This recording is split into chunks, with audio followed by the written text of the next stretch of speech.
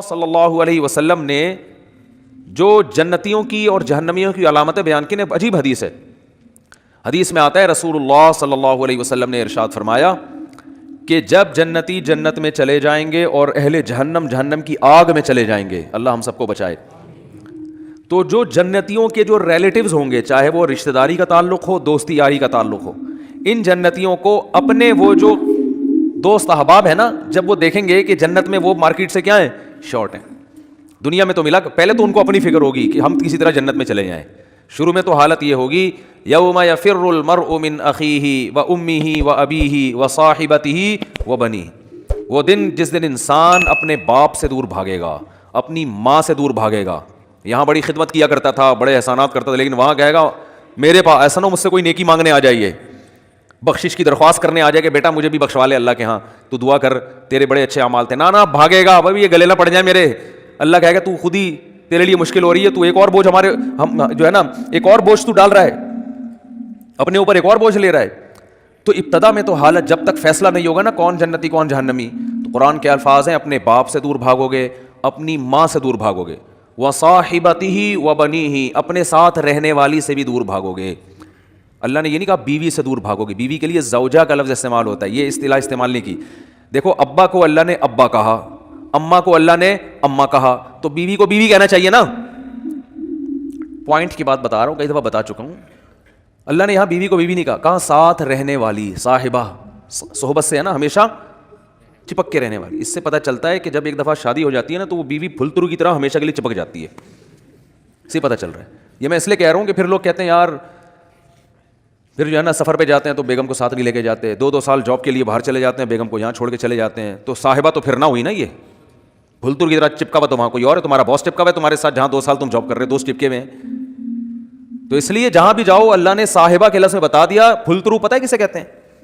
پھلترو ہیں وہ دھاگا چپک جاتا ہے نا بعض دفعہ، یہاں پہ سردیوں میں زیادہ چپکتا ہے. اب آپ یوں کرتے ہو تو پھر ہاتھ پہ چپک جاتا ہے، پھر آپ یوں کرتے ہو ادھر آ کے چپک جاتا ہے، پھر یوں کرتے ہو تو یار یہ پھلترو. تو یہ بالکل اسی طرح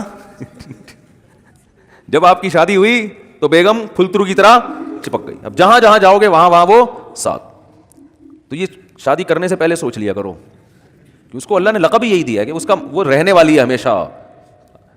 ہاں وسائل اگر نہیں ہے تو ایک الگ بات ہے، ورنہ جہاں جاؤ بیگم ساتھ ہونی چاہیے. حج پہ جا رہے ہو بیگم کو لے کے جاؤ، عمرے پہ جا رہے ہو بیگم کو لے کے جاؤ. شریف لوگ اسی طرح کرتے ہیں.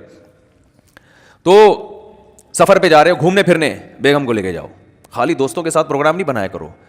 اگر آپ شادی شدہ ہو صرف دوستوں کے ساتھ پروگرام بنا رہے ہو تو اس میں اس بات کا خطرہ موجود ہوتا ہے کہ آپ کے ارادے اچھے، میں بدگمان نہیں ہو رہا، بہت سے لوگ نیک شریف ہیں، آپ سارے شریف شرفا بیٹھے ہوئے ہیں، بیان سن رہے ہیں ماشاء اللہ سارے شریف شرفا، لیکن یہ کہ بھائی اس کو ساتھ لے کے جاؤ. اگر اللہ نے وسائل دیے، نہیں دیے تو ایک الگ بات ہے، چلو ہمیشہ نہیں لے کے جاتے، کبھی تو لے کے جاؤ نا. تو اور جہاں جاب کر رہے ہو وہاں اس کو ساتھ رکھو، سمجھتے ہو، وہاں ساتھ رکھو اس کو. تو اللہ نے فرمایا جس کے ساتھ ہمیشہ رہا کرتے تھے اس سے بھی آج دور بھاگو گے. بولو گے بھائی مفتی صاحب کا بیان دنیا کے لیے تھا، بیگم یہاں میرے قریب نہ، ٹھیک ہے نا، یہاں نہ، اللہ کا واسطہ بخش دے یہاں پہ. کیوں؟ نفسی نفسی، مجھے اپنی فکر ہے کہ میرا ہوگا کیا. وصاحبتہ وبنیہ، اپنے بیٹوں سے دور بھاگے گا، کیونکہ بیٹیاں تو بہرحال رخصت ہو کے چلی جاتی ہیں، بیٹے تو ہمیشہ اپنے ساتھ رہتے ہیں، ان سے دور بھاگے گا. ایک اور جگہ فرمایا واخیہ، بھائی سے دور بھاگے گا. وفصیلتہ التی تؤویہ، اور جس خاندان نے پوری زندگی اس کو ٹھکانہ دیا، اپنے گھر میں رکھا، باپ ماں اور پوری فیملی، اس خاندان سے مکر جائے گا، وہاں سے دور بھاگے گا. تو شروع میں تو یہ حالت ہوگی کہ میرا بنے گا کیا، بس یہ فکر. لیکن جب پتہ چل جائے گا بھائی تیرا اعمال نامہ دائیں ہاتھ میں دیا جا رہا ہے، جب اعمال نامہ دیا جائے گا نا، فَأَمَّا مَنْ أُوتِيَ كِتَابَهُ بِيَمِينِهِ، جس کے دائیں ہاتھ میں دیا جائے گا، بالکل ایسے کاؤنٹنگ ہوگی، بلکہ تولا جائے گا نیکیوں کو. ہم سمجھتے ہیں، دیکھو ملحد لوگ جو خدا کا انکار کرنے والے، مذہب کا انکار کرنے والے کہتے ہیں ہم پیدا ہو کے مر گئے، ختم، ان ہی الا حیاتنا الدنیا. قرآن نے ان کے الفاظ کو بھی ذکر کیا ہے کہ ہماری دنیا کی زندگی ہے نموت و نحیا، ہم مرتے ہیں پیدا ہوتے ہیں، وما یہلکنا الا الدہر. اور یہ جو موت اور زندگی ہے خدا کے ارادے سے نہیں ہے، یہ زمانے کے تصرفات ہیں. زمانہ ہے جو مارتا بھی ہے، ایک آدمی ٹرک کے نیچے آ کے مر گیا تو اس لیے تھوڑی اللہ نے مارا ہے، تو ٹرک کے نیچے آیا ہے نا، تو جو بھی چیز ٹرک کے نیچے آئے گی وہ تو مرے گی. وہ یہ بات کرتے ہیں. بہت مشکل ہے بھائی. دیکھو ایگزامینیشن ہال میں اگر آپ بیٹھے ہوئے ہو تو ٹائم ختم ہوتا ہے, آپ کو کمرے سے باہر نکالا جاتا ہے, کیونکہ اب امتحان کا ٹائم کیا ہو گیا, ختم. ایک باقاعدہ ارادے کے تحت ایک کام ہوتا ہے نا, تو اس سے پتہ چلتا ہے یہ ایگزامینیشن ہال ہے, بعد میں رزلٹ اناؤنس ہوگا. لیکن آپ بیٹھے ہوئے ایک دم دھماکہ ہوا اور پوری ایگزامینیشن ہال کی دیواریں اڑ گئیں اور آپ دھڑ دھڑ جا کے باہر آ کے گرے, تو آپ کہو گے نکالا نہیں گیا, خود بخود نکلے ہم. کسی ارادے کے تحت نکالا نہیں گیا ہے, یہ تو ویسے ایک اتفاق ہو گیا کہ دھماکہ ہو گیا, چھتی غائب ہو گئی تو ہم نکل گئے, خود ہی میدان ہی بن گیا یہ. تو ملحد یہی دلیل, یہی بات کرتا ہے کہ یار یہ کوئی ارادے کے تحت تھوڑی ہمیں دنیا میں نہ لایا جاتا ہے ارادے کے ساتھ اور نہ نکالا جاتا ہے. دنیا میں آنا بھی ایک اتفاقی حادثہ ہے, ایک سائنٹیفک حقیقت ہے, اور دنیا سے نکلنا بھی کیا ہے, ایک سائنٹیفک حقیقت ہے. کوئی جا رہا ہوتا ہے باہر, ٹرک والا آیا کچل کے چلا گیا, تو کوئی حساب کتاب نہیں, وہ ٹرک نے کچل دیا تو مر گئے, ختم, اور مر کے مٹی ہو گئے, ختم. اب اس مٹی میں پودے اگاؤ, آپ اس کو کھاد کے طور پہ استعمال کرو, بس. تو یہ بات ہمیشہ سے ملحد لوگ کہا کرتے تھے, ان ہی الا حیاتنا الدنیا, یہ صرف ایک دنیا کی زندگی ہے, اس کے بعد کوئی زندگی دوبارہ نہیں ہے. نموت و نحیا, یہاں اتفاق سے پیدا ہو رہے ہیں اور اتفاق سے ختم ہو رہے ہیں. وما یہلکنا الا الدہر, زمانہ ہمیں مارتا ہے. کوئی کرنٹ سے مر گیا تو اللہ نے تھوڑی مارا ہے, وہ کہتے ہیں تو کئی ایسی والوں کی غفلت ہے. اب بجلی کا تار نکلا ہوا ہے, اس نے انگلی لگا دی تو چپک گئے, اور جو ان کو بچانے کے لیے جاتا ہے تو وہ درمیان والا بچ جاتا ہے, بچانے والا کیا وہ سارا کرنٹ ادھر ٹرانسفر کر دیتا ہے, کہ پارسل کا خاص انتظام ہے نا. تو یہ زمانہ ہے, کوئی یہ تھوڑی ہو رہا ہے. تو بھائی یہ دیکھنے میں اتفاقی چیزیں ہیں ساری, مگر یہ ارادے کے تحت ہو رہی ہیں. اس پر تو میں بھی بیان نہیں کروں گا, کیونکہ پھر میرا وہ سارا بیان ملحدوں کے خلاف ہو جاتا ہے, جو ایتھیسٹ ہے نا, تو وہ پھر سارا ٹاپک پورا چینج ہو جائے گا. کہتے ہیں کہ کسی نے, موت کے فرشتے نے اللہ سے پوچھا کہ اللہ تو نے میرے ذمے ایسا کام لگا دیا ہے کہ ساری دنیا مجھے برا بھلا کہے گی. بھائی کچھ فرشتے بارش برسانے والے سب کہتے ہیں ماشاء اللہ بڑا اچھا فرشتہ ہے, کچھ فرشتے جو ہے نا وہ اور اچھے اچھے کام کرتے ہیں, میرا کام کیا ہے, روح نکالنا. تو اللہ میرا تو نے کام ایسا لگایا ہے, یہ ایسی کتابوں میں لکھا ہے, کوئی مستند ہے یا نہیں ہے مجھے نہیں پتا, لیکن اس کا جو مضمون ہے نا وہ بالکل ٹھیک ہے, کہ اللہ میرے ذمے کام ایسا لگا ہے بندوں کو مارنا. تو جب بھی میرا نام آئے گا پبلک کے سامنے, لوگوں کے اچھے جذبات نہیں ہوں گے. موت کا فرشتہ ہے بھائی, ایک دم سن کے غصہ آتا ہے نا, تو ہے کیوں کہتے ہیں لوگ, جب بھی آئے گا موت کا فرشتہ تو کوئی دوستی لگانا چاہے گا اس سے. دیکھو یہاں ہمیں پتہ چل جائے یہ فرشتہ ہے جو بادلوں کو دھکیلتا ہے, ہواؤں کو چلاتا ہے, ہمیں پتہ چل جائے کوئی فرشتہ انسانی شکل میں آئے ہوئے, سب اس کو انوائٹ کریں گے, گلے ملیں گے, بھائی بڑا اچھا کام کرتے ہو یار تم. لیکن پتہ چل جائے یہاں موت کا فرشتہ بیٹھا ہوا ہے, تو موت کے فرشتے نے کہا اللہ تو نے میرے ذمے ایسا کام لگا دیا. تو کہتے ہیں اللہ میاں نے فرمایا کہ دیکھ تیرے ذمے کام تو لگایا, لیکن بلی تیرے اوپر نہیں آئے گی, بلی ٹرک والے پہ آئے گی. ٹھیک ہے, بلی آئے گی KESC والوں پہ, کہ جب بجلی نہیں تھی ایک دم اچانک چھوڑ دی, ٹھیک ہے نا, اور اپنے ہی بندے ان کے گر رہے ہوتے ہیں زیادہ تر, جو بجلی کا کام کرنے اوپر چڑھا ہوا ہوتا ہے نا زیادہ تر بیچارہ وہی گر رہا ہوتا ہے. تو جو اپنے ملازمین کو نہ بچا سکے میرے بھائی, وہ تمہیں کہاں سے بچائیں گے. تو اللہ نے فرمایا کہ اس طریقے سے لوگوں کو موت دوں گا, کوئی نہ کوئی اس کا ظاہری سبب ہوگا, وہ سبب ہوگا, لوگ اس سبب کی طرف نسبت کریں گے, یہ کرونا سے مرا ہے. لوگ یہ تھوڑی دیکھیں کہ کرونا لانے والا کون ہے, اللہ ہے. اللہ کو اختیارات ہیں, وہ آج ایک بیماری ختم ہوئی ہے کل دوسری لے آئے, کل پرسوں تیسری لے. آپ ویکسین بناتے رہو, کس نے منع کیا ہے آپ کو, آپ وہ کرو جو آپ کر سکتے ہو, اللہ وہ کرے گا جو وہ کر سکتا ہے. اور کن کن حادثات سے بچو گے, زلزلے آ جائیں گے, زلزلے کی کوئی ویکسین ہے, زلزلے کی تو کوئی ویکسین نہیں ہے بھائی, جب کوئی دیوار گرے گی تو مرو گے. اور جو اتنے ترقی یافتہ کنٹریز ہیں زلزلوں سے نہیں بچا سکتے اپنے آپ کو, وہ زلزلہ پروف عمارتیں بنا دی جو جھولتی رہتی ہیں, لیکن وہ بھی ایک حد تک, اس سے زیادہ تیز جھٹکایا تو وہ بھی گرے گی. دیکھو نا چند سال پہلے جاپان میں کیسا زلزلہ آیا, چائنا میں زلزلہ آیا چند سال پہلے, پوری کہتے ہیں بستی غائب ہو گئی. تو نہیں روک سکتے حادثات سے, ہاں اپنی طرف سے جو حفاظت کر سکتے ہو بس وہ کرو. تو اللہ فرماتے ہیں کہ قیامت کے دن یہ جو ہے نا ایسا نہیں ہے کہ تم یہ سمجھتے ہو کہ سب خود بخود ہو رہا ہے, ایک ایک چیز کا, ما لہذا الکتاب لا یغادر صغیرۃ ولا کبیرۃ الا احصاها. قرآن کہتا ہے جب تم اپنا اعمال نامہ دیکھو گے نا تو یہ نہیں کہو گے کہ یہ اس نے میری زندگی کا, اس نے جو ہے نا صحیح رزلٹ اناؤنس کیا ہے, بالکل صحیح. دیکھو آپ نے اگر امتحان میں اچھا پرچہ نہیں کیا ہوتا تو جو آپ کو توقع ہوتی ہے اسی کے حساب سے جب نمبر مل جائیں تو آپ کو تعجب نہیں ہوتا. آپ کو تو یار مجھے لگ رہا تھا کہ 60-65 کے درمیان ہی میرے نمبر آئیں گے, تو باقی 63 نمبر ہیں, تو بالکل صحیح نمبر ہیں, گھپلا نہیں ہوا. تبھی اپنی رپورٹ کو دیکھ کے تعجب نہیں ہوتا. تو قرآن کہہ رہا ہے کہ جب تم اپنی رپورٹ دیکھو گے, وہاں رزلٹ دیکھو گے تو تمہیں تعجب ہوگا. تعجب اس کا نہیں ہوگا کہ اس میں دھاندلی ہوئی ہے, نہ نہ نہ, تعجب اس پہ ہوگا کہ ہم تو یہ سمجھ رہے تھے کہ موٹی موٹی چیزیں ہماری نوٹ کی جا رہی ہیں, ایسا اعمال نامہ جس میں ایک ایک چیز, لا یغادر صغیرۃ ولا کبیرۃ, میری زندگی کا کوئی ایک گوشہ جو میں نے چھپ کے معمولی سی نیکی کی ہو یا چھپ کے معمولی سا گناہ کیا ہو, اس کتاب میں وہ بھی مس نہیں ہوا ہے. یہ کیسا اللہ نے انتظام کیا ہوا تھا کہ ایک ایک حرف, ایک ایک چیز نوٹ کی جا رہی تھی. مالی ھذا الکتاب, ایسا رزلٹ تو ہم نے آج تک کسی کا نہیں دیکھا. انسان تعجب کرے گا کہ بھائی میں تو سمجھ رہا تھا کہ میں آزاد ہوں, یہاں تو ایسی گرفت ہے, اتنی گرفت ہے کہ وہ کیا ہے, فتکن فی صخرۃ او فی السماوات او فی الارض یاتی بہ اللہ, ایک رائی کے دانے کے برابر نیکی یا گناہ اگر کیا ہے نا, اندھیروں میں خفیہ چٹانوں کے اندر بیٹھ کر اللہ اس کو بھی کھینچ کے نکال کے لے آئے گا. ایسا انتظام ہے. دیکھو کافر کہتا ہے بالکل بھی انتظام نہیں ہے, اللہ کہتا ہے ایک ایک چیز نوٹ کی جا رہی ہے. ما یلفظ من قول الا لدیہ رقیب عتید, کیا الفاظ ہیں قرآن کے. قرآن کہتا ہے تم جو زبان سے الفاظ پھینکتے ہو نا, لفظ یلفظ کا معنی ہوتا ہے عربی میں پھینکنا, یہ وہ والا پھینکنا نہیں جو ان کو پھینکو کہتے ہیں. یہ جو الفاظ ہم زبان سے نکالتے ہیں تو یہ نکل کے ہوا میں تحلیل ہو رہے ہیں نا, تو قرآن کہہ رہا ہے جو کچھ زبان سے نکل کے ہوا میں جا رہا ہے یہ غائب نہیں ہو رہا. لدینا رقیب, ایک رقیب کسے کہتے ہیں, نگرانی کرنے والا. جیسے کوئی خفیہ ایجنسی کا آدمی دیکھ رہا ہو, ٹریس کر رہا ہو بندہ جا کہاں رہا ہے. یہ سی آئی ڈی والے چیک کر رہے ہوتے ہیں نا چور کو, بھائی سی آئی ڈی والوں نے کسی بندے کو پکڑنا ہے اور بندہ بڑا پاورفل ہے تو پہلے ریکی ہوتی ہے, یہ بندہ صبح نکلتا کہاں سے جاتا, ایک ایک چیز نوٹ کی جاتی ہے اس کی. تو رقیب اس کو کہتے ہیں, رقیب جو ہر وقت تمہارے مراقبے میں ہے. آپ نے دیکھا ہوگا نا مراقبہ سینٹر کھلے ہوئے ہیں, اس میں بیٹھے ہوتے ہیں اس ٹنڈوں کی طرح یوں کر کے نا غور کر رہے ہوتے ہیں, وہ پتہ نہیں کیا کر رہے ہوتے ہیں. تو اسی طرح بیٹھا ہوا ہے فرشتہ. اللہ فرماتے ہیں رقیب عتید کا معنی بڑا ڈھیٹ ہے. وہ کیا ہے, وہ ڈھیٹ, چھوڑے گا نہیں, وہ چھوڑے گا نہیں. وہ ایسا ہے کہ بس وہ سرکش ٹائپ کا ہے, وہ نہیں سنتا کسی کی. تو ایک لفظ بھی ایسا نہیں ہے جو تمہاری زبان سے نکلے اور اسے کیچ کرنے کے لیے اللہ نے فرشتہ متعین نہ کیا. وہ بھی ہمارے ساتھ پیدا ہوتے ہی پھلترو کی طرح چپک گیا ہے ہمارے ساتھ, وہ نظر نہیں آ رہا ہمیں. کیونکہ سائنسدان کہتے ہیں نظر نہیں آ رہا تو ہے ہی نہیں. تو بھائی اس کائنات میں آپ کو مادی چیزوں پر ریسرچ کر سکتے ہو, جو مادی کے علاوہ چیزیں ہیں وہ سائنس کے دائرے میں آتی نہیں ہیں. اللہ نے فرشتوں کو روشنی سے بنایا ہے, نور سے بنایا ہے. روشنی تھوڑی ٹریس ہو سکتی ہے, اگر روشنی کی ماہیت کو چینج کر دیا جائے, اسے کچھ بنا دیا جائے, پھر تھوڑی پتہ چلے گا انسان کو. تو وہ روشنی نور کے بنے ہوئے فرشتے ہیں. اللہ فرماتے ہیں ایسے ڈھیٹ اور ایسے رقیب ہیں کہ تمہاری زبان سے ایک حرف بھی نہیں نکلتا جس کو وہ محفوظ نہ کر رہے ہوں, وہ سیو ہو رہا ہے سب کچھ. تو قرآن میں کہتا ہے قیامت کے دن انسان کہے گا مالی ھذا الکتاب. یہاں تک قرآن نے کہا یعلم خائنۃ الاعین, آنکھوں کی خیانت بھی کیا ہو رہی ہے, نوٹ. خیانت کسے کہتے ہیں, یعنی معمولی سی آپ آنکھ گھماتے ہو نا, جو اللہ نے امانت دی ہے آپ کو, اس امانت میں ذرا سی خیانت. گلی سے انٹی کی انٹری ہوئی, انٹی نے جانا ادھر ہے, آپ باتیں کر رہے ہو مفتی صاحب سے, اور مفتی صاحب سنا, ایک دم آپ کو خیال ہوا انٹی گزری ہیں, ایک دفعہ تو دیکھنا بنتا ہی ہے. مفتی صاحب کہہ رہے ہیں بھائی شادی کرو, اپنی بیگم کو دیکھو, صبح شام دیکھو بیٹھ کے.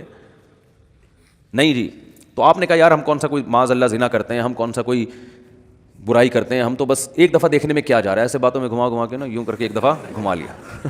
لوگ کرتے ہیں نا اس طریقے سے, یار اپنا بھی ضمیر مطمئن رہتا ہے اس طرح سے دیکھنے میں نا, اپنے آپ کو بھی لوگ مطمئن کر رہے ہوتے ہیں کہ ہم کو برے تھوڑی, ہم تو وہ اصل میں اچانک ایک شور سا ہوا تھا, ہم نے کہا چلو دیکھ لیں. حالانکہ پتہ ہے, ایسے بھی میں نیک لوگوں کو جانتا ہوں, نوجوانوں کو, ینگ ہیں بالکل, ان کو پتہ چل جائے نا گلی سے کسی انٹی کی انٹری ہو رہی ہے, اندازہ ہو جائے, بس ان کی گردن جھک جاتی ہے. آپ کسی کا باپ بھی ان کی گردن نہیں اٹھوا سکتے, ان کو ان کی بلا سے. بھائی وہ کہہ رہے ہیں اللہ نے اس کو ہمارے لیے بنایا ہی نہیں ہے, کہ بنایا ہی نہیں ہے تو ایک چیز ہمارے لیے ہے ہی نہیں نا. تو جب ہے ہی نہیں تو آپ کیا کرنا ہے, اس کو دیکھ کے حسرت کے علاوہ کچھ بھی حاصل نہیں ہوگا. جو اللہ نے آپ کے لیے بنائی ہے وہ آپ کے گھر میں بیٹھی ہوئی ہے, تو جو نہیں بنائی ہے اس کو دیکھ رہے ہو آپ. تو یہ بد نظری ہے بھی, حماقت بھی ہے, یاد رکھو, اس لیے کہ اس میں دل کے جلنے کے علاوہ کچھ بھی حاصل نہیں ہوتا. اب مثال کے طور پر انٹی اگر بدصورت تھی, وہ آپ نے دیکھ لی, گناہ لازم آ گیا بلا وجہ کا. دیکھ کے آپ بولو گے یار میں سمجھ رہا تھا دیکھنا چاہیے, تو غلط ہوگا. گناہ اللہ نے بولو لکھ لیا, کہ جب تجھے پتا تھا انٹی ہے, تیرے دیکھنے کی چیز نہیں ہے, تیرے دیکھنے کی جو ہے تیرے گھر میں بیٹھی ہوئی ہے, بس اسی کو دیکھ جا کے, تو نظر کیوں نہیں جھکائی تم نے, گناہ لکھ لیا گیا. اور اگر دیکھ کے آپ کو اچھی لگی تو یہ تھوڑی کہ جو چیز آپ کو اچھی لگ رہی ہے آپ اس کے پیچھے پیچھے چلے جاؤ گھر تک, ملے گی تھوڑی, ایسے تھوڑی ملتی ہیں کس لوگوں کو انٹیاں, تو ملتی نہیں ہے, کچھ بھی نہیں ہوتا سوائے دل میں کیا پیدا ہوگی, ایک جلن, اور اپنی والی سے کے بارے میں ناشکری پیدا ہو جائے گی کہ یار یہ والی مل جاتی, وہ جو بیٹھی ہوئی ہے نا پھلترو کی طرح, جس کو مفتی صاحب نے کہا چپک گئی, واقعی پھلترو کی طرح ہی چپکی ہوئی ہے وہ, اس کو کسی طرح دائیں بائیں ہو جائے, وہ مر جائے اللہ کرے. اس طرح ہوتا ہے نا. صاحب میرے پاس آئے, مجھے کہنے لگے, ابھی چند دن پہلے کی بات ہے, ناراض نہیں ہوں گے اس لیے کہ آپ کو کیا پتا کن کی بات کر رہا ہوں, کہہ رہے ہیں وہ میرے ابا نے میری والدہ کا انتقال ہو گیا تو انہوں نے دوسری شادی کی. پھر تو کہہ رہے ہیں ہم کو بھی خیال آیا کہ ہم نے بھی دوسری کی. تو ابا نے کہا ابے میری تو مر گئی تھی تو میں نے کی ہے, تو کیوں کر رہا ہے؟ تو کہتے ہیں میں نے کہا ابا میرا تو قصور نہیں ہے نا, وہ مری نہیں رہی. مجھے اس طرح سنا رہے ہیں ابا وہ آپ میرا تو قصور نہیں ہے نا. خیر یہ الفاظ ان کے غلط تھے, میں اپریشیٹ نہیں کرتا ان کو. بیگم کو یہ کہنا کہ مر کیوں نہیں رہی یہ نہیں سوچنا چاہیے. لیکن ایک نارملی میں ایک بات کر رہا ہوں کہ جب آپ رنگ برنگی دنیا میں 10 قسم کی چیزیں دیکھو گے تو اپنی والی کے بارے میں احساس کمتری کا شکار ہوگے, اس سے محبت میں کمی آئے گی. محبت میں کمی آئے گی تو آپ کو خود ہی گھر کا سکون آپ کا برباد ہوگا. حکیم اختر صاحب رحمہ اللہ تعالیٰ بڑی پیاری بات فرمایا کرتے تھے کہ جو نظر کی حفاظت کرتا ہے اس کو پتا ہے بھائی لے دے کے میرے پاس تو میری بیوی کے علاوہ کوئی آپشن نہیں ہے, تو اس کی پھر وہ قدر کرتا ہے. اس کے دل میں اس کے لیے محبت کے جذبات پیدا ہوتے ہیں, محبت کرتا ہے پھر وہ اس سے. میں اکثر واقعہ سناتا ہوں نا ایک گاؤں کے سفر کا. ہم ایک کوئٹہ کے چمن کے قریب ایک گاؤں ہے, وہاں ہم سفر کر کے آ رہے تھے. میں پہلے ہم لوگ دورے کرنے جاتے تھے نا, 2 مہینے کے دورے ہوتے تھے عربی گرامر کے, اس طرح کے ابھی بھی ہوتے ہیں. تو میری عمر میرا خیال 22-23 سال ہوگی اس وقت. تو ہم دورہ کرنے گیا ہوا تھا, ہمارے ایک استاذ بھی تھے, کلاس فیلو تھے, استاذ تو نہیں تھے, تو وہ بھی ہمارے ساتھ 2 مہینے. جب سفر سے ہم واپس آ رہے ہیں نا, ان کے پاس تھی یہ ریوو یا ویگو تو نہیں ہوا کرتی تھی, ویگو ٹائپ کی بڑی گاڑی تھی. ہم بیٹھے ہیں, وہ اسپیڈ سے بھاگے چلائے جا رہے ہیں. لڑکوں نے کہا کیا ہو گیا بھائی, ان کو ذرا تمیز سے چلا لو یار. اتنی اسپیڈ سے وہ بندہ گھر جا رہا ہے نا کہ ہم نے کہا یہ ہمیں کہیں اور نہ پہنچا دے. پتا چلا انکوائری کہ بھائی یہ شادی شدہ آدمی ہے, ان کو بیگم بہت زیادہ یاد آ رہی ہے. تو ان کی اسپیڈ کیا ہو گئی ہے ڈبل. کہ یار میں کیوں, نظر کی حفاظت. جب انسان نظر کی حفاظت کرتا ہے اور حرام نہیں دیکھتا تو اس کو اپنی بیگم پھر بہت زیادہ یاد آتی ہے. سمجھ رہے ہو نا. اور آج 2 سال, سب کی بات نہیں کر رہا بھائی, آپ کسی سے بدگمان نہ ہو, 2 سال کے بعد بھی گھر مرجھائے آ رہے ہوتے ہیں. جا رہے ہیں اب کیا کریں, جانا تو ہے نا. نادرا میں تو وہی ڈالی ہوئی ہے نا, وہی والی بیوی ڈالی ہوئی ہے نادرا, رجسٹریشن تو اسی کی ہوئی ہے, قانوناً تو وہی ہے. جا رہے ہیں, اسپیڈ سلو ہوتی چلے. گھر کے باہر آئے گا, بیل تھوڑی دیر سوچنے کے بعد بجائے گا. بجاؤ نا, کیونکہ اندر سے وہی نکلے گی. آپ نے دفتروں میں اتنی دیکھ لی ہیں حسینائیں لیلائیں, اتنی عورتوں سے گپ شپ, فون پہ بات, اور کیا کچھ رنگینیاں دنیا میں دیکھ لیا آپ نے. اب تو باہر جانے کی بھی ضرورت نہیں ہے نا, یہیں دفتروں میں رنگینیاں گورنمنٹ نے انتظام کیا ہوا ہے, بالکل کو ایجوکیشن سسٹم ہے, اور ٹیچر اتنی فیمیل لڑکیوں کو پڑھا رہے ہیں. جب وہ جوان کنواری لڑکیوں کو ٹیچر دیکھے گا, میل ٹیچر یونیورسٹیوں میں, تو اس کو اپنی 40 سالہ اچھی لگے گی؟ بتاؤ نا. وہ تو صبح شام اب 20 لڑکیاں بیٹھی ہوئی ہیں, 20 میں کوئی تو ایسی ہوگی نا جو ایک بہت زیادہ اس کے من کو بھا جائے. صحیح ہے نا, بہت زیادہ بھا جائے, کوئی تو ہوگی نا. وہی ایک اس کے دل میں فاسد برے خیالات لانے کے لیے اور بیوی کی محبت نکالنے کے لیے وہ ایک بھی کافی. میں شریف آدمیوں کی بات کر رہا ہوں جو صرف یعنی کوئی دوستیاں نہیں لگاتے. اور اگر ان میں دوستیاں لگانے والے بھی ہو گئے, جو کہ زیادہ تر لوگ پھر تعلقات بھی رکھتے ہیں, دوستیاں لگانے والے بھی ہو گئے, پھر تو گھر کا بیڑا غرق ہو رہا ہے. یونیورسٹیوں میں گرل فرینڈ بوائے فرینڈ کا سسٹم آپ دیکھو, دوستیاں بھی لگا رہے ہیں, باتیں بھی کر رہے ہیں, وہ بھی ہنس کے باتیں, یہاں سے بھی ہنس کے باتیں. بیگم تھوڑی 24 گھنٹے اس طرح سے ہنس کے بات کرے گی بھائی, وہ اب تو ایک ریئل لائف میں آپ داخل ہو چکے ہیں نا. ریئل لائف تو ایسی تھوڑی ہوتی ہے ہر وقت کی یوں بیٹھ کے مسکرا کے تھک گیا یار بیگم ادھر جا کے سو مجھے یار تو ٹھیک ہے نا, ہر وقت تھوڑی ہوتی ہے. تو ریئل لائف میں نہیں ہوتا. لیکن وہ گرل فرینڈ ہے, اس کو آپ بیلنس ڈال کے دے رہے ہو, وہ آپ کی شاگرد ہے, آپ پروفیسر ہو, وہ آپ کی پرسنالٹی سے متاثر ہے, آپ اس کے حسن و جمال سے متاثر. تو ان چیزوں نے ہمارے گھروں کا سکون برباد. اور ان چیزوں پہ جب میں بات کرتا ہوں سب سے زیادہ مخالفت خواتین کرتی ہیں, حالانکہ آپ کے حقوق کی بات کر رہے ہیں. خواتین کہتی ہیں یہ مولوی لوگ چاہتے ہیں عورتوں کو پردوں میں جھونپڑیوں میں بند کر دیا جائے, ان پہ اتنے بڑے بڑے لفافے ڈال دیا جائیں, ان کے اوپر رضائیاں کمبل ڈال کے ان کو چھپا دیا جائے, تو ہم تو آزاد ہیں. تو ٹھیک ہے آپ آزاد ہو جاؤ, لیکن جب آپ کی شادی ہوگی نا تو پھر میاں بھی آزاد ہوگا. پھر میاں بھی کیا ہوگا, آزاد. پھر وہ آنکھ مٹک کے کرے تو ٹینشن نہ لیا کرو. پھر بولو کہ بھائی ٹھیک ہے آنکھ مٹکا کرنا اس کا بھی رائٹ ہے, کیونکہ اتنی لڑکیاں جب وہ نیم برہنہ ہو کے آتی ہیں تو اس لیے تو آتی ہیں مرد دیکھیں ان کو, جب وہ آ رہی ہیں تو وہ تو دیکھ اس لیے تو آ رہی ہیں. اسلام نے کہا تھا بھائی اپنے آپ کو ڈھانپو, کور کرو اپنے آپ کو, کیونکہ اسلام چاہتا ہے کہ عورت کو اللہ نے مرد کے لیے بنایا, تو جس عورت کو بنایا ہے نا مرد اسی تک رہے محدود, دائیں بائیں جانے کی کوشش بولو نا نہیں کرے. تو میں نے وہ جو ہمارے دوست پٹھان تھے ایسی اسپیڈ سے وہ گاڑی چلا رہے تھے, تو اس وقت ہمیں اندازہ ہوا, ہم نے کہا دیکھو یار, ہم تو کمارے تھے, چھڑے چھاٹ تھے اس وقت, تو ہمیں اندازہ ہوا دیکھو شادی شدہ, ہم تو اس وقت ہمیں کیا دنیا کا پتا تھا, ہم نے کہا دیکھو یار شادی شدہ آدمی اپنی بیوی سے کتنی محبت کرتا ہے, ان کی اسپیڈ دیکھو آپ. اچھا ہم تو گھر جا رہے تھے اپنے, ہم بھی جا رہے تھے, تو ہماری تو چونکہ شادی نہیں ہوئی تھی, ہماری اسپیڈ نارمل تھی, ٹھیک ہے, ہم نارمل اسپیڈ سے جا رہے تھے. اور اگر نہیں بھی جاتے تو بھی کوئی ٹینشن نہیں تھی, ہم کہتے چلو 2 مہینے کا ایک اور دورہ کرا لو یار, 2 مہینے ہو گئے, ایک اور 2 مہینے کا رک جاتے ہم. اب ہم سے بھی نہیں روکا جاتا, ہم سے بھی نہیں رکا جاتا. جب انسان کی شادی ہو جاتی ہے پھر اس کو گھر اچھا لگتا ہے, دل چاہتا ہے میں گھر میں زیادہ ٹائم گزاروں, سفر اس پہ مشکل ہو جاتی ہے اس کے لیے. لیکن اگر آپ عیاشی کرو گے میرے بھائی, آپ آنکھ مٹکوں میں زیادہ دل لگاؤ گے تو پھر گھر آپ کو ٹینشن لگنے لگے گا. محبت ہوگی مگر اتنی نہیں جتنی ہونی چاہیے. تو اس میں خواتین ہی کا فائدہ ہے کہ مرد کو نظر جھکانے کا اور عورت کو اپنے آپ کو چھپانے کا حکم دیا. عورت کو حکم ہے اپنے آپ کو چھپائے, مرد کو حکم ہے اپنی نظروں کو جھکائے. تو اس میں عورت کا فائدہ ہے. اور اگر اس کے برعکس چلیں گے تو مردوں کا فائدہ ہے, دنیاوی عیاشی بڑھے گی, مرد کو رنگیاں رلیاں دیکھنے کو نظر آئیں گی, اس کی موج مستیاں ہیں, وہ نہ بیوی سے دل لگائے گا اور بار بھی 10 لڑکیوں سے تعلقات بدل کے دوستیاں لگائے گا. وہ ابھی کسی نے کلپ بھیجا, چھوڑو پھر وہ ادھر ہی بات چلی جائے گی. تو اللہ نے کیا فرمایا, یعلم خائنۃ الاعین, آنکھوں کی خیانت کو بھی وہ جانتا ہے, نوٹ کر رہا ہے. تو آپ نے ذرا سا نظر اٹھائے نا انٹی کو دیکھنے کے لیے, تو بس اللہ نے کیا کر لیا, فرشتوں کا اس کو نوٹ کر لو, یہ لکھو, یہ اس کا حساب بولو دینا پڑے گا کہ یہ آنکھیں اللہ نے دی تھیں, ان کو غلط استعمال کیوں کیا. ہاں اگر توبہ کر لیا آپ نے, اس لیے کہہ رہا ہوں کتنے لوگ پتہ نہیں کتنی انٹیاں دیکھ کے آئے ہوئے ہوں گے, اللہ معاف فرمائے. صحیح ہے نا. اب آپ کو یار وہ تو لکھ لیا, تو توبہ کا دروازہ بھی کھلا ہوا ہے. جیسے برائی لکھی جاتی ہے نیکی بھی لکھی جاتی ہے. آپ نے بیٹھے بیٹھے ارادہ کر لیا, یہیں بیٹھے بیٹھے اللہ اب ہو گیا, آئندہ نہیں کروں گا, جتنا پچھلا ہوا معاف کر دے, یہیں بیٹھے ہوئے آپ کے دل کے ان خیالات کو نوٹ کیا جا رہا ہے. تو میں وہ حدیث کمپلیٹ کر کے بس بیان ختم کرتا ہوں. تو رسول اللہ صلی اللہ علیہ وسلم نے ارشاد فرمایا کہ جب قیامت کے دن جنتی جنت میں اور اہل جہنم جہنم میں چلے جائیں گے, اس سے پہلے تو نفسا نفسی کا عالم ہوگا نا, بس میں کسی طرح چلا جاؤں. جب چلے گئے نا جنت میں تو اب سکون مل گیا, دائیں ہاتھ میں اعمال نامہ سرٹیفکیٹ آ گیا, تو فوراً اپنے رشتے داروں کی طرف بھاگے گا جن کو تھوڑی دیر پہلے کہہ رہا تھا میرے قریب مت آؤ.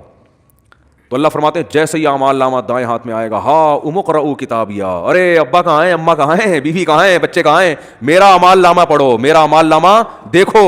دکھائے گا سب کو لا کے, انی ظننت انی ملاق حسابیہ, مجھے یقین تھا کہ ایک دن میرا اعمال نامہ مجھے ملنے والا ہے, اسی یقین کی بیس پر تو میں عمل کرتا تھا, آج دیکھو اللہ نے میرا اعمال مجھے دکھا دیے. فہو فی عیشۃ راضیہ, اللہ فرماتے ہیں ایسی زندگی میں ہوگا کہ زندگی اس سے خوش ہوگی. یہ بھی قرآن کی عجیب بلاغت ہے. بھائی ہونا تو یہ چاہیے ایسی زندگی ہم اس کو دیں گے کہ یہ اپنی زندگی سے خوش ہوگا, لیکن قرآن کہہ رہے یہ نہیں, ایسی زندگی ہم اس کو دیں گے کہ زندگی اس سے خوش ہوگی. یہ بلاغت ہے, مبالغہ ہے. جیسے کہتے ہیں نا فلاں کی تو زندگی اس پہ مہربان ہو گئی ہے, لوگ کہتے ہیں نا یار فلاں کی تو تقدیر اس پہ عاشق ہو گئی ہے, جو سوچتا ہے زندگی اس کو وہ دے دیتی ہے. تو اللہ فرماتے ہیں ایسی زندگی کہ یہ تو چھوڑ دے کہ وہ زندگی سے خوش ہوگا, نہیں ہوگا, زندگی اس پہ مہربان ہوگی, ایسی پیاری زندگی ملے گی. تو جب یہ ہو جائے گا وہ جنت میں چلے جائیں گے. تو جنت میں شروع میں تو اپنا ہی حساب کتاب ہو رہے ہیں, اور یہ انار کے باغات اور یہ سیب کے باغات اور یہ نہریں اور یہ انہی میں. تھوڑے دن کے بعد اس کو خیال آئے گا یار وہ ہمارے ساتھ انڈا موڑے پہ چائے پیا کرتا تھا ایک بندہ, وسیم نام تھا اس کا, آج کل مارکیٹ میں شارٹ ہے, وہ کہاں گئے. پھر آہستہ آہستہ نا اپنے ریلیٹو یاد آئیں گے, فل ان دا بلینکس تو کر دیا کرو. وہاں جا کے بھی جنت میں بول رہے ہوں گے کیا بول رہا تھا ہم نے آگے. ٹھیک ہے, تو وہاں پھر آہستہ آہستہ بندہ بولے گا سب سے پہلے بیگم کہاں ہے بھائی. اگر مرد جنت میں گیا بیگم جہنم میں, تو وہاں گئے یار ہو سکتا ہے بولے یار چلو, ٹھیک ہے, یہ بھی ممکن ہے. وہ کھمبا بچانے والا نہ ہو جائے نا, یہ کیفیت نہ ہو. تو وہ جائے گا بولے گا بھائی بیگم کہاں ہیں, بچے کہاں ہیں, باپ کہاں ہیں, بھائی کہاں ہیں, رشتے دار کہاں ہیں, فلاں آدمی کہاں ہے, فلاں کہاں ہے. تو آہستہ آہستہ جتنا قریبی رشتہ ہوگا نا, جس سے جتنا تعلق ہوگا, وہ یاد آنا شروع ہوں گے, اور وہ ادھر سزا کھا رہے ہوں گے جہنم. تو نبی صلی اللہ علیہ وسلم نے فرمایا یہ جنتی اللہ سے اپنے رشتہ داروں کے اور ریلیٹیوز کے بارے میں لڑیں گے. ظاہر ہے اللہ سے تو لڑنا بھی حرام ہے, اور اللہ سے لڑنا کسی کے بس میں نہیں ہے. یہ بلاغت ہے. کیا مطلب, اتنی اللہ سے دعا مانگیں گے, اتنا پیچھے پڑیں گے جیسے کوئی لڑ رہا ہوتا ہے. جیسے قرآن میں آتا ہے یجادلون فی قوم لوط, ابراہیم علیہ السلام کو جب پتہ چلا کہ لوط علیہ السلام کی قوم تباہ ہونے والی ہے, فرشتے جا رہے ہیں, تو اللہ کہتے ہیں ابراہیم ہم سے جھگڑا کرنے لگے کہ بھائی قوم لوط کو ہلاک مت کرو, کیونکہ ابراہیم نرم دل تھے, تو جھگڑا کرنے لگے. اللہ سے جھگڑنا تو کفر ہے نا. تو یہ قرآن کی بلاغت ہوتی ہے, یعنی ایسی دعائیں مانگنے لگے جیسے ہم سے لڑ رہے ہوں. جیسے کوئی فقیر چپک جائے نا آپ کے ساتھ, او بھائی 5 روپے دے دے, 5 روپے دے دے, آپ کہتے ہیں لڑ کیوں رہا ہے یار, کہتے ہیں نا لڑ کیوں رہا ہے, اور جان چھڑانے کے لیے بعض دفعہ اس کو پیسے دے دیے جاتے ہیں. پتہ ہے مستحق نہیں ہے, لیکن یار جو چپک ہی گیا, پھلترو کی طرح پھلترو لفظ یاد رکھو, صحیح ہے نا. ٹھیک ہے, تو اللہ نے بعض, یہ قرآن کے الفاظ ہیں نا, ایسے الفاظ, قرآن بلاغت ہے یہ.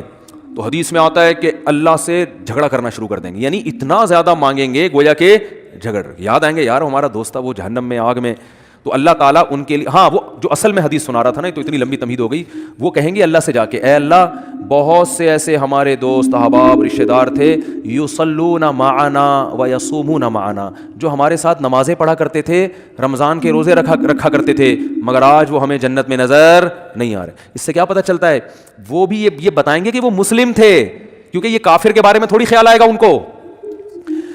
ہائے ہائے کیسے سمجھائیں یار, یہ کافروں کے بہت, کافر کا تو پتہ ہے کہ دنیا میں اللہ نے مغفرت پہ پابندی لگائی ہوئی ہے, تو آخرت میں کہاں سے ہوگی. کافر کا تو دیکھ رہے ہیں اللہ ابراہیم علیہ السلام اپنے باپ کو نہیں بخشوا سکیں گے, تو ہم کون سا ابراہیم علیہ السلام سے آگے نکل گئے کیا.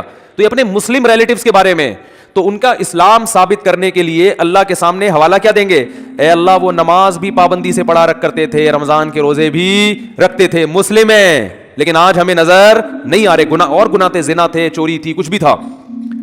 اس سے اندازہ لگاؤ وہاں بھی ان کو اپنے ریلیٹیوز کا مسلمان ہونا ثابت کرنے کے لیے شناختی کارڈ نہیں دکھائیں گے وہ, کہ اللہ یہ دیکھو نادرا میں لکھا ہوا تھا انہوں نے اسلام. وہاں بھی اللہ ثبوت مانگے گا, اسلام کا ثبوت کیا تمہارے پاس, تو ثبوت پیش کریں گے. اللہ تو جانتا ہے, تو اعمال نامہ نکال کے دیکھ لے, نمازوں میں ہمارے ساتھ کھڑے ہوتے تھے, رمضان کے روزوں میں ہمارے ساتھ ہوتے تھے, روزے نہیں چھوڑتے تھے رمضان کے, اور نہ نماز چھوڑتے تھے, کیونکہ اسلام کا رکن ہے نا یہ. تو پھر اللہ حدیث میں آتا ہے حد بندی کرے گا. اچھا تو ایسا کرو, جیسے حد بندی ہوتی ہے نا, گورنمنٹ جیسے بعض موقعوں پہ جیل کے قیدیوں کو چھوڑتی ہے, تو انتہائی سنگین نوعیت کے مجرموں کو رکھا جاتا ہے, اس سے کم درجے کے مجرموں کو چھوڑ دیا جاتا ہے, اور کچھ کو تخفیف کر دی جاتی ہے کہ بھائی ٹھیک ہے سزا تو تھی 14 سال, لیکن سفارش کی وجہ سے وہ کیا کی جا رہی ہے, 7 سال کی جا رہی.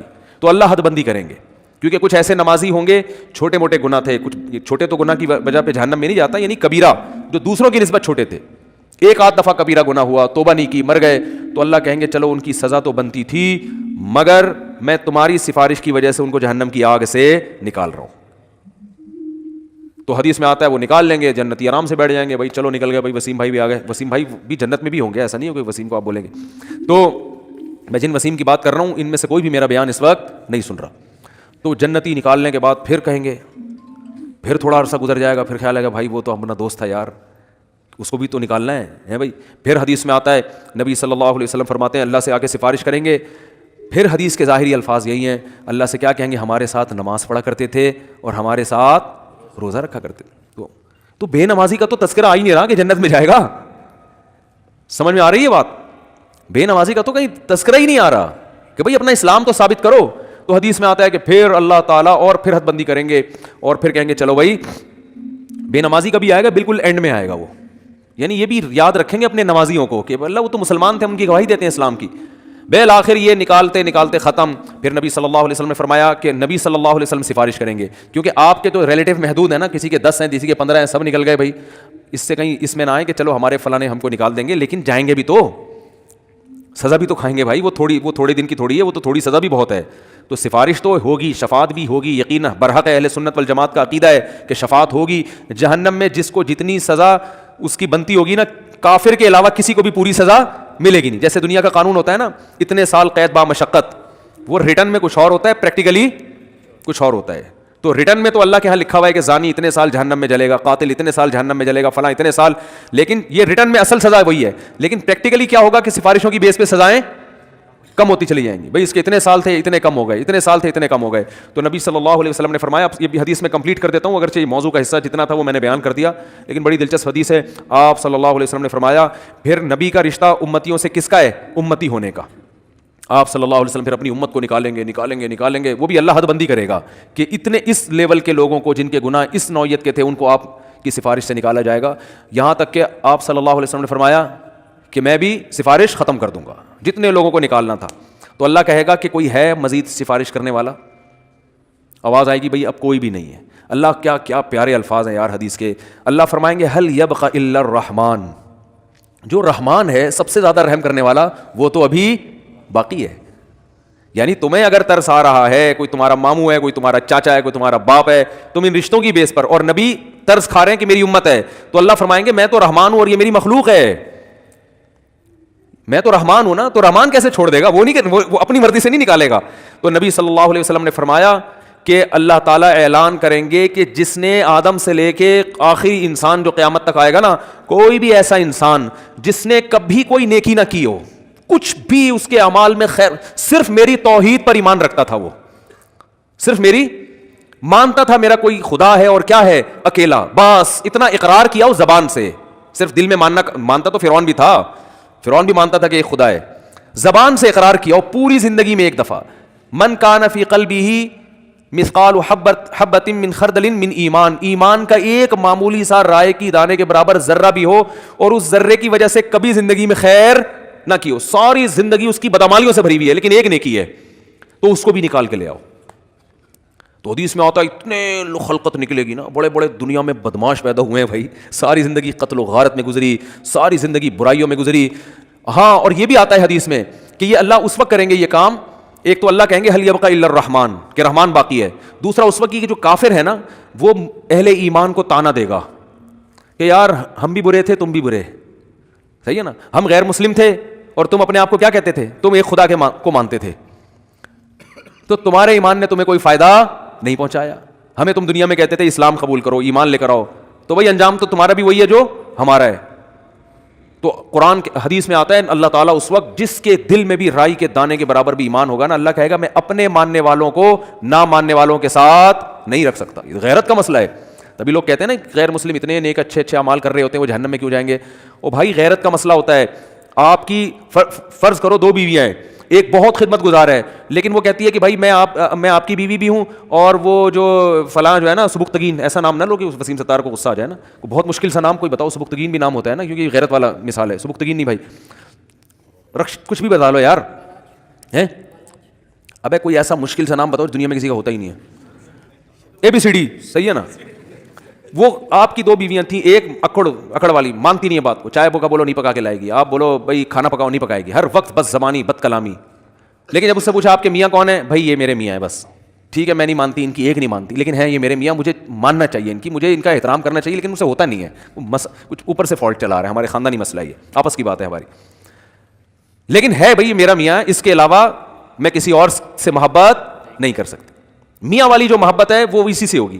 دوسری بڑی فرما بردار ہے, او بھائی جب چائے کا بولا بٹن دباؤ چائے آ رہی ہے, ایئر ہوسٹس والے اخلاق رکھے ہوئے, اس نے ٹریننگ وہاں سے لی ہوئی ہے, اس کی والدہ نہیں سکھائے اس کو یہ آداب تمیز. لیکن وہ آفس میں بھی آپ کے کسی دوست سے بھی اس کے سلام دعا بہت اچھی ہنس ہنس کے بات کرتی ہے.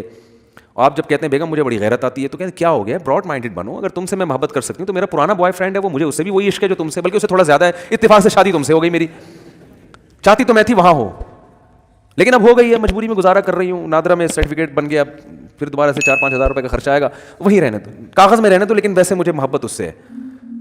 رکھو گے غیرت اگر ہوگی تو, بولا کہ بھائی وہ جو ہے نا جو ایک ذرا بھی خدمت نہیں کرتی, کم از کم مجھے اطمینان ہے کہ صرف کس کو مانتی ہے, شوہر مجھے مانتی, اور تو یہ اتنی وفادار ہے نا, تو وفادار تو میں گھر میں کوئی ماسی لا کے رکھ لوں گا, بٹن دباؤ اس سے زیادہ کام کرے گی. ماسیاں زیادہ کام کر لیتی ہیں نا. کیا ہو گیا بھائی, ماسی کو تو پوچھا لگانے کا بولو, پوچھا لگائے گی, بیگم کو بولو پوچھا لگانے, تو کہے گی میں کہ پوچھا لگانے کے لیے آئی ہوئی یہاں پہ, اس لیے مجھ سے شادی کی تھی پوچھے لگوانے کے لیے, وہ تانا دے گی آ کر, ماسی تھوڑی تانا دے گی. تو بیوی کی ڈیفینیشن میں سب سے پہلے یہ کہ وہ آپ کے علاوہ کسی اور کو شوہر نہ مانتی ہو, باقی محبت کرے کسی سے, ابا سے باپ والی, بھائیوں سے بھائی والی, لیکن جو شوہر سے جس طرح کی محبت کی جاتی ہے, عشق کیا جاتا ہے, وہ صرف میاں ہی ہے. تو جیسے میرے بھائی مرد اس معاملے میں شرکت برداشت نہیں کرتا اگر غیرت ہوگی, تو اللہ بھی کہتا ہے بھائی تم کتنے بڑے سائنسدان ہو, تم کتنے بڑے فنٹر ہو, تم نے ساری انسانیت کی خدمت کر کر کے ان کے پیٹ بھرے, اگر میرے ساتھ کسی اور کو بھی خدا مانتے ہو تو ان نیکیوں کا بدلہ پھر اسی سے جا کے لو.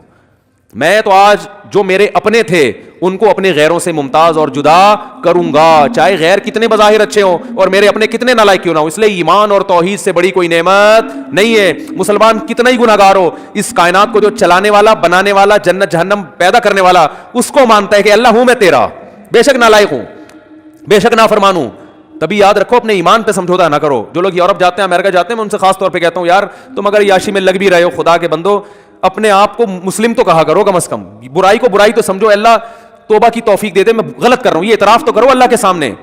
جیسے ایک نالائق باپ, نالائق اولاد اپنے باپ کے سامنے اعتراف تو کرتی ہے یار ہم ابا کے حقوق ادا نہیں کر سکے. کتنے لوگ ہیں والدین جب دنیا سے جاتے ہیں اولاد رو رہی ہوتی ہے یار ابا کی ہم خدمت نہیں کر سکے, یار کوئی تلافی ہو سکتی ہے, تو نالائق اولاد تھی نا, لیکن ابا کو ابا تو مانا نا اس نے.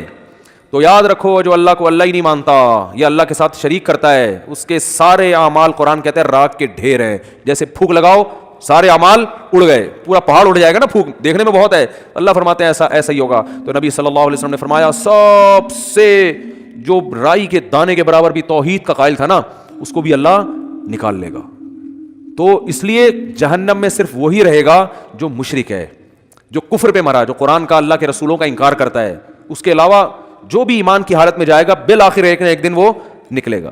تو اس لیے میرے بھائی جو میں اصل حدیث سنا رہا تھا کہ جہاں بھی ایمان اور اسلام کی بات آئی ہے قرآن و سنت میں, وہاں نماز لازمی ساتھ میں چپکی ہوئی ہے. تو اس لیے آپ کو نماز تو پڑھنی ہی پڑھنی ہے, اس میں تو نو کا آپشن ہے ہی نہیں. یہ ثابت کرنے کے لیے ہم کیا ہیں, مسلم ہیں, مرد کو بھی عورت کو بھی. اور یہ صرف بر صغیر میں ہے, اتنی ملیشیا میں ہم نے دیکھا وہاں مسجدیں بھری ہوتی ہیں, سب نماز پڑھتے ہیں, خواتین بھی پڑھتی ہیں ساری, اسکارف لٹکے ہوئے ہوتے ہیں وہاں, بے شک وہ اس کا جاب کر رہی ہے ہوٹل میں, کچھ بھی کر رہی ہے, نماز کے ٹائم پہ عورت بھی آئے گی مسجد میں اسکارف پہنے گی, پھر وہیں اسکارف نکال کے بھی چلی جاتی ہیں. ٹھیک ہے نا, جیسے ہمارے ٹوپیاں رکھی ہوئی ہوتی ہیں نا, ایسے افغانستان میں سب نماز پڑھتے ہیں, سعودی عرب میں سب نماز پڑھتے ہیں, دبئی میں عرب کے کیسے کیسے عیاش ہیں, نماز کے ٹائم پہ سارے ایسے لگے گا جیسے ان سے بڑا نیک دنیا میں کوئی ہے ہی نہیں. بادشاہ نماز پڑھتے ہیں, وزیر نماز پڑھتے ہیں.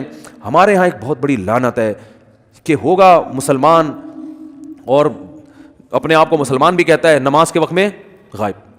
تو اس لیے امام احمد ابن حنبل جو بہت بڑے مجتہد ہیں, ان کا یہ فتویٰ ہے کہ ایک نماز بھی جو جان بوجھ کر چھوڑ دے گا اسلام سے خارج ہو جائے گا. وہ اگرچہ جمہور کا یہ فتویٰ ہے کہ خارج نہیں ہوتا, کفر کے قریب ہو جاتا ہے وہ, لیکن امام احمد بن حنبل کی کوئی کم حیثیت تو نہیں ہے نا. سعودی عرب میں انہی کو فالو کیا جاتا ہے. شیخ بن باز, شیخ صالح العثیمین سعودیہ کے مفتی اعظم رہے ہیں, ان کا فتویٰ اب تک چلو یہی آ رہا ہے کہ ایک آدمی اگر فجر کی نماز کے لیے الارم نہیں لگاتا, اس نے صبح 8 بجے آفس جانا ہے, رات کو سویا صبح 8 بجے کا الارم لگا کے, تو یعنی اس نے پکا ارادہ کیا ہوا ہے کہ میں نے فجر میں نہیں اٹھ رہا. ایک تو ہوتا ہے نا آنکھ کھلی نہیں, ارادہ تو تھا نہیں کھلی آنکھ, پکا ارادہ کیا ہوا ہے. انہوں نے کہا یہ اسی وقت مرتد ہو جائے گا, کیونکہ اس نے پکا ارادہ کر لیا نماز کے قضا کرنے کا, پکا ارادہ کر.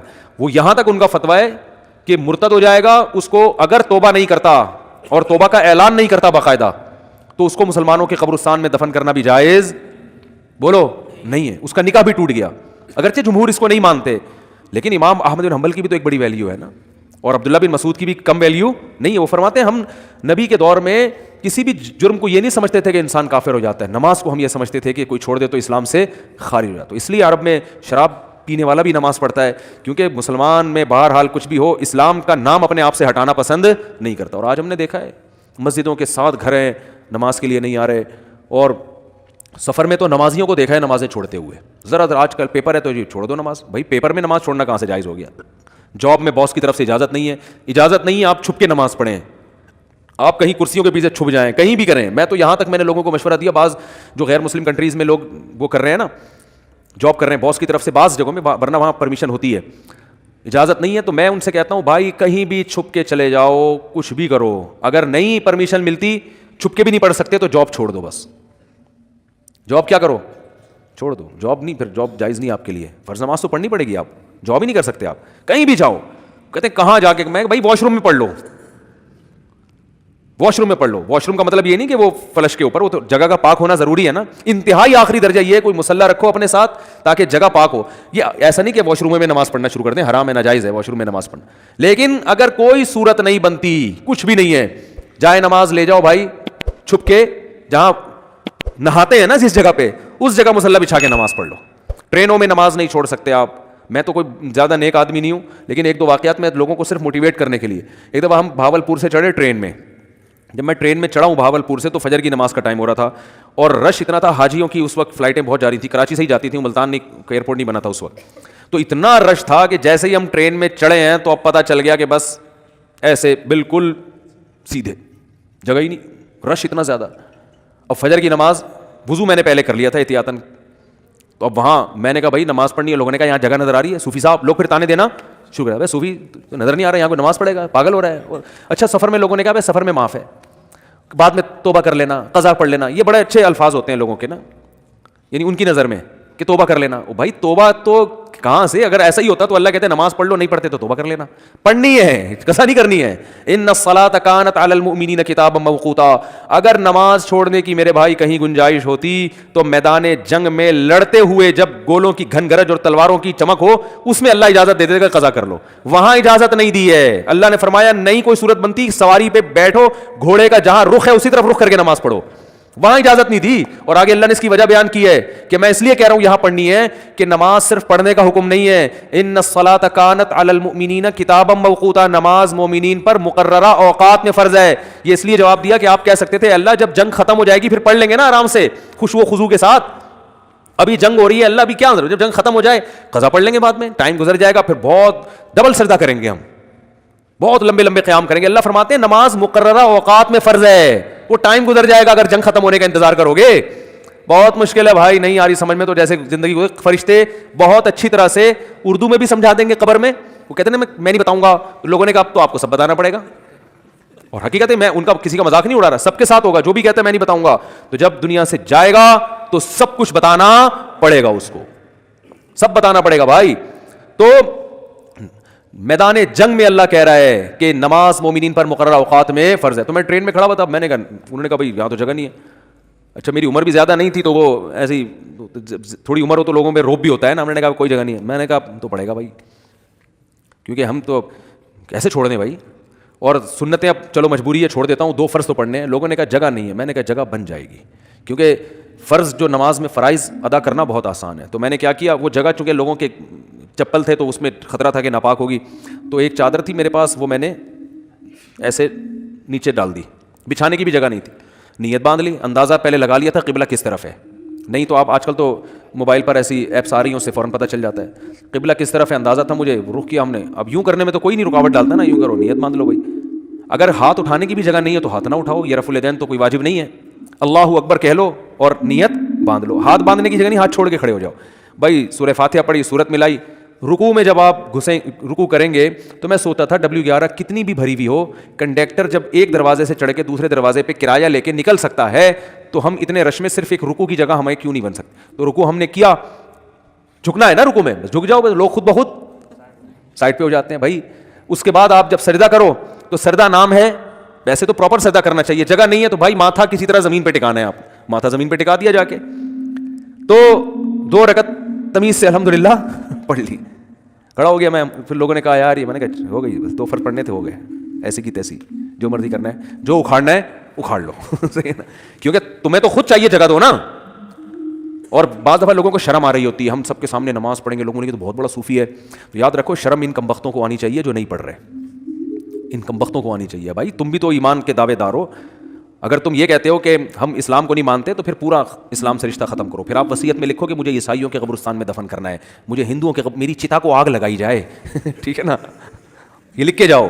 جو نماز نہیں پڑھتا نا لکھے کہ بھائی میں چونکہ نماز نہیں پڑھتا اور میں مانتا ہوں یہ ٹائم ویسٹنگ ہے اور یہ کیا مولویوں نے نماز رکھا ہوا ہے, تو لکھو کہ میری چتا کو, ایک ہندو ابھی مسلمان ہوا ہے, تو میں نے, وہ مجھے کہہ رہے تھے کہ میں لائیو سب کے سامنے کلمہ پڑھوں گا نا, تو میں نے کہا چلو ہمارے بیان میں آپ کو لائیو ہم لے لیں گے.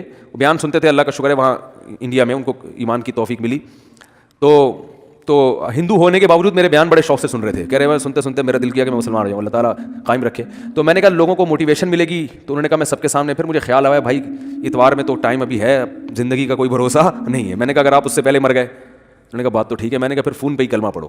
تو انہوں نے کلمہ تو پڑھ لیا ماشاء اللہ, مسلمان ہو گئے, بیان بھی سن رہے ہیں. لیکن انہوں نے کہا میرے لیے سب سے بڑی آزمائش یہ ہے کہ ہندوؤں میں جب ماں کا انتقال ہوتا ہے تو بڑا بھائی ہے جو چتا کو سب سے پہلے آگ لگاتا ہے. میں سب سے بڑا ہوں اور میری ماں کی طبیعت بہت خراب ہے, بظاہر ایسا ہی لگتا ہے کہ وہ دنیا سے جانے والی. تو میں نے تو ان کو سمجھایا اپنی ماں کو مسلمان کر لو. کہہ رہے وہ نہیں ہوگی, وہ نہیں ہوتی. تو کہنے کا میرے لیے مسئلہ یہ ہے کہ ان کے انتقال کے بعد چتا کو آگ سب سے پہلے میری ذمہ نہیں لگائی تو پورا خاندان کھڑا ہو جائے گا. اب ان کا کیس چل رہا ہے, میں نے ان کو مولانا کلیم صدیقی صاحب کا نمبر دیا ہندوستان میں کہ ان سے رابطہ کریں, وہ آپ کی مدد کریں گے. تو ہندو تو چتا کو آگ لگاتے ہیں بھائی جو نماز نہیں پڑھتے. تو آپ بھی اگر نہیں مانتے نماز کو, جو زیادہ تر یہ فواد چودھری معذرت کے ساتھ اس طرح کے لوگ بار بار علماء کو برا بڑا کہہ رہے ہوتے ہیں نا, ان سے کو آپ وصیت لکھو کہ میرے مرنے کے بعد کوئی مولوی میرے جنازے کے قریب نہیں آئے گا, میری نماز جنازہ کوئی مولوی نہیں پڑھائے گا. تو یہ سب پھر مولوی سے اگر آپ نے دستبرداری کا اعلان کرنا ہے تو پھر پورا مولوی لیس ہو جاؤ آپ.